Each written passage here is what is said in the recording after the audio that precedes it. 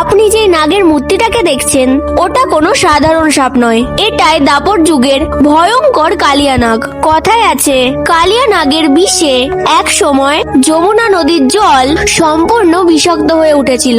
সেই জল পান করলেই জীব আর মানুষরা নাকি সঙ্গে সঙ্গে মারা যেত। একদিন যমুনা পাড়ে শ্রীকৃষ্ণ তার বন্ধুদের সাথে খেলছিলেন। হঠাৎ বলটা যমুনায় পড়ে যায়। বল তুলতে গিয়ে ভগবান শ্রীকৃষ্ণ নিজেই যমুনাতে ঝাঁপ দেন। তারপর শুরু হয় কালিয়া নাগ আর ভগবান শ্রীকৃষ্ণর মধ্যে এক ভয়ঙ্কর যুদ্ধ। শেষ পর্যন্ত শ্রীকৃষ্ণ কালিয়া নাগের মাথার উপরে নৃত্য করে তাকে পরাজিত করেন। ভগবান শ্রীকৃষ্ণ কালিয়া নাগকে বলেন, এখান থেকে তুমি চলে যাও, কিন্তু যাওয়ার সময় একবারও পেছনে তাকাবে না। আর তুমি যদি পেছনে তাকাও তুমি তাহলে সেখানেই পাথর হয়ে যাবে। কথিত আছে মথুরা থেকে প্রায় 20 কিলোমিটার দূরে কালিয়া নাগ পেছনে ফিরে তাকায় আর সেখানেই সে নাকি পাথর হয়ে যায়।